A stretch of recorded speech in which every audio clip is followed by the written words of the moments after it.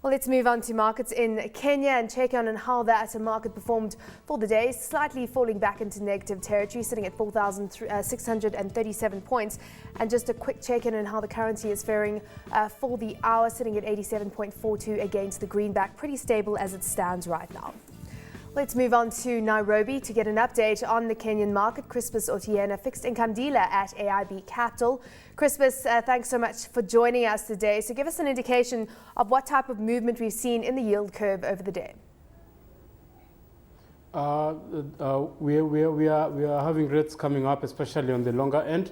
Volume, though, a bit low compared to the last quarter and the last week. Mainly, this is due to an upcoming primary next week.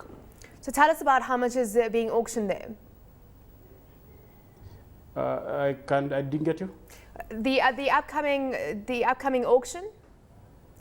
We are having the 2-year and the 15-year.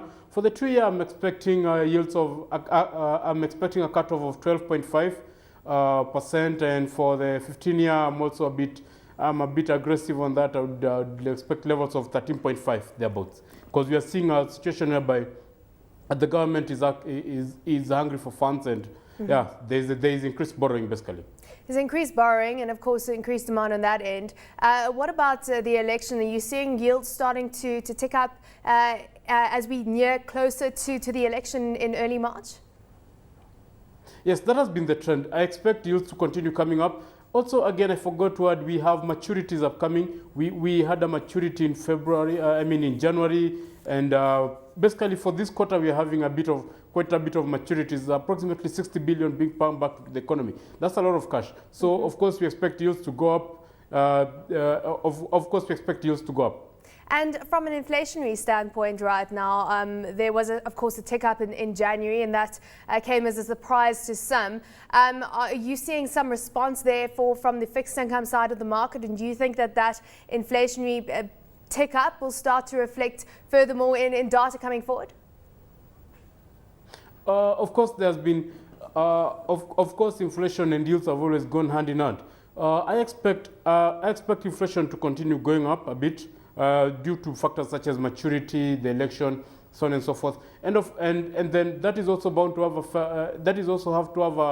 an effect on the yields. They will move concurrently at the same level. So you're expecting inflation to rise though from here on out? Yeah, inflation will rise marginally. We've had the dollar coming up to levels of 89, 88. Really, at that level, you expect inflation to come up. Mm-hmm. And when we're talking about the currency, I mean, it does in fact seem quite stable at the levels it's trading at right now. What type of movements are you expecting on the currency front? It hasn't quite gone to the 90 level, and many saying that is the level that we will start to see the CBK more aggressive in the market to prevent any further depreciation from there on out. But what type of movements have we seen in the currency, and is the CBK being active at these levels right now? Yeah, CBK has been active. We have seen them coming to the market a bit more to try and strengthen it. But of course, if going forward they're not as aggressive as before, then we expect a weakening of the Kenyan shilling against the dollar. As you all know, the strengthening is being attributed to inflows coming from sale of flowers.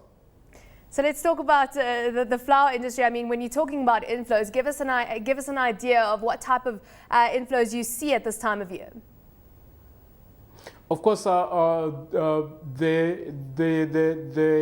European countries, Kenya has been a major exporter of flowers. As we move on, this being a Valentine period, we expect more and more. We expect purchases to rise up. Exports to rise up. Yeah. Okay, so of course that would be a positive boost there for the shilling, those export earnings coming back into the economy. But let's go back to the bond market right now. I mean, when you're talking about value, where are you seeing the most attractive entry points along the curve? For the long end, it's currently looking pretty, because we are having the 20-year going at levels of 13.3. And thereabouts, we're having the 15-year also a bit high, levels above 12.5. So of course the long year, for the long end, those levels it's a good entry point. If you look at the 2-year paper, I mean short end, the 5 years looking a bit attractive at levels of 13 also, yeah. At levels of 13 is still it's also attractive, yeah. But personally yourself, Crispus, I mean, how active would you be at this time, given the fact that, of course, we are so close to an important date in the Kenyan calendar? I'll be buying the long end papers.